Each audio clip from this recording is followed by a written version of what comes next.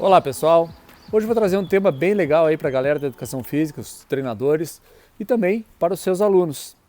Quais alunos? Aqueles que praticam muitas atividades físicas, muitos esportes, além do treino. E como é que a gente faz a divisão desse treino para que seja feito de forma segura, eficaz e que traga o objetivo que o seu aluno quer. Então antes de começarmos o vídeo, te liga aqui no nosso Instagram, no nosso YouTube e vamos bater um papo sempre sobre o tema que você escolher. Essa situação ela é cada vez mais corriqueira. Os nossos alunos eles estão experimentando outras práticas esportivas e com elas acabam fazendo muitas aulas, muitos jogos e isso acaba nos colocando numa situação onde precisamos repensar o treinamento dele para que não seja algo em excesso, para que o treino realmente ele tenha o significado e o objetivo que a gente pretende. Alguns alunos acabam no mesmo dia do treino fazendo 2, 3 horas de outras atividades esportivas. Claro que isso não é a regra, mas nesse tempo de pandemia, nesse momento onde as pessoas buscam atividades que possam completar a sua forma de lazer de uma maneira mais segura, mais saudável, onde buscam novos hábitos para combater então este vírus tão violento que é o Covid, sim, aconteceu uma grande demanda de prática de esportes com maior intensidade ou com maior duração e isso colocou o trabalho do personal trainer ou do treinador numa situação onde precisa sim ser revisto. Então nós vamos falar um pouquinho sobre isso agora. Primeiro ponto, pessoal, a gente precisa definir junto com o nosso aluno qual é o objetivo principal dele. Se o objetivo do nosso aluno for estético, hipertrofia, emagrecimento, definição muscular, nós precisamos então pensar que essas atividades físicas em excesso, esses esportes, talvez precisem ser dosados ou até mesmo suprimidos. Já se o objetivo principal dele for um melhor rendimento nessas práticas esportivas que ele está buscando, aí nós precisamos fazer com que ele entenda que esses outros objetivos, exemplos, emagrecimento, hipertrofia, definição muscular, talvez demorem mais tempo para acontecer, porque para isso o gasto calórico precisa estar muito bem ajustado. Tanto para o emagrecimento quanto para a hipertrofia, o gasto calórico ele tem que estar totalmente ajustado e essas atividades extras elas podem estar atrapalhando nessa organização do gasto calórico dele. A minha principal dica para vocês hoje é ensinem. Nós somos educadores, nós precisamos educar o nosso aluno. Então ensinem o seu aluno e eduque ele da importância do treinamento que nós fazemos para que ele tenha prevenção de lesões, uma melhor desenvoltura no esporte e também para que ele tenha mais disposição. Então você precisa ensinar esses pontos para ele, porque esses são os pilares principais neste momento do treinamento. Sabendo disso, você tem que criar com o seu aluno a rotina e o hábito dele não faltar ao treino. Eu digo treino ao nosso treino, principalmente trocar o nosso treino por uma atividade esportiva. E isso pode ser muito perigoso. Então, estimule que ele faça outras atividades, mas enfatize muitas vezes a importância dele não faltar ao treino. O treino, nesse momento, ele também é o grande remédio para que ele tenha segurança e sustentação para realizar essa prática esportiva.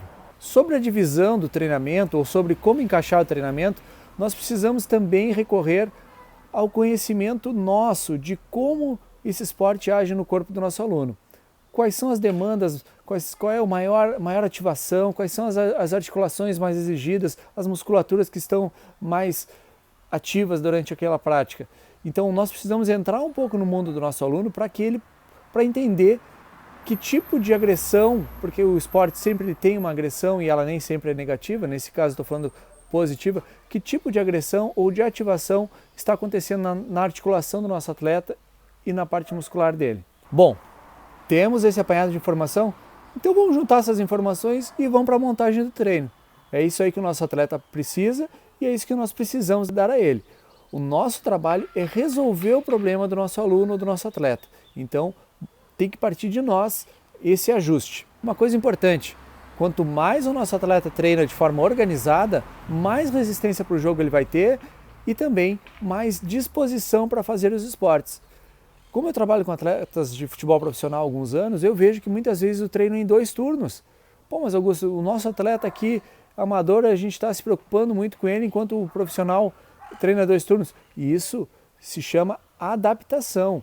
O atleta profissional ele sofreu durante toda a vida uma adaptação do corpo dele, da parte fisiológica dele, para que ele possa então estar sempre num nível de exigência maior. A gente não pode exigir isso do nosso aluno, nem esperar que ele tenha isso.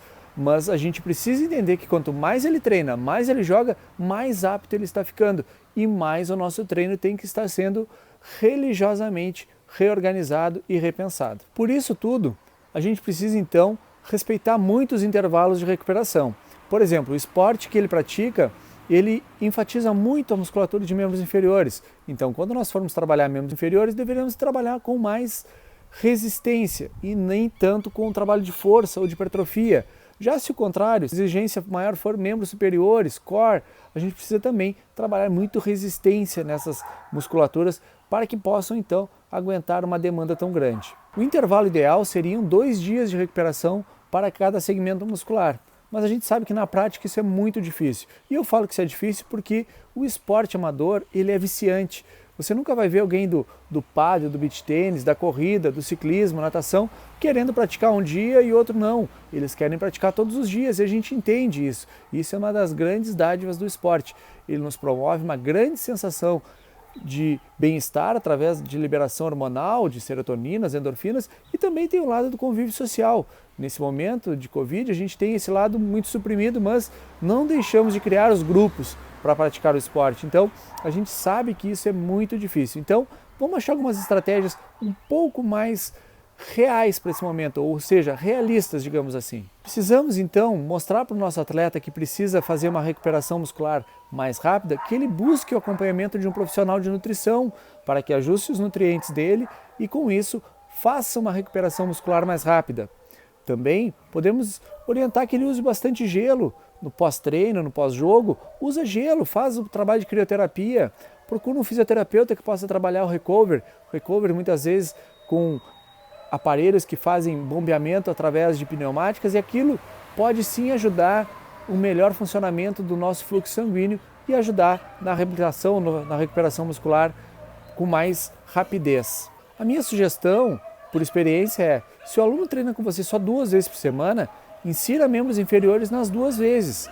Membros superiores, você pode até dividir o treino. Por exemplo, um dia mais exercícios de puxadas, como costas, bíceps, trapézio, outro dia mais exercícios com força para empurrar, como peitoral, ombro, tríceps, mas membros inferiores você deve treinar nas 2 vezes, porque são poucos treinos e você não pode deixar de trabalhar membros inferiores, que são o pilar de sustentação de um corpo. Então, não deixe de trabalhar membros inferiores, acrescido a isso, adicione o core também nesses 2 dias. Já se o aluno treina 3 vezes por semana, já melhora bastante. Nós temos uma condição melhor de trabalhar, mas não devemos deixar de trabalhar exercícios multiarticulares. A pessoa que faz uma atividade física, um esporte regular, ele precisa trabalhar exercícios multiarticulares, então priorize isso. Priorize também o trabalho de core, o trabalho de fortalecimento de manguito rotador. Sim, nós precisamos trabalhar pensando na prevenção e na alta performance ao mesmo tempo. Enfim, pessoal, não existe uma receita de bolo, mas o que a gente precisa fazer, como eu falei no início do vídeo, é ensinar e educar o nosso aluno para que ele faça exatamente o cronograma que nós montamos para ele. Ele não tente burlar o nosso programa, porque isso sim pode colocar ele numa situação de risco, de insegurança. Mas do contrário é verdadeiro. Se ele fizer o treino que nós organizamos para ele, levando em consideração tudo isso que eu falei, e mais as variáveis do aluno, as características pessoais do aluno, ele tem o outro lado, ele tem o benefício, ele tem segurança e ele tem um melhor condicionamento físico para praticar o seu esporte do jeito que mais gosta. Então espero que tenham gostado, conversem com seus alunos. A conversa ela é fundamental, você não pode ter um plano engessado. O plano ele precisa ser maleável ao seu aluno. Então, eu tenho visto muito essa situação e acho que foi muito interessante a votação do pessoal nesse tema. Um abraço a todos.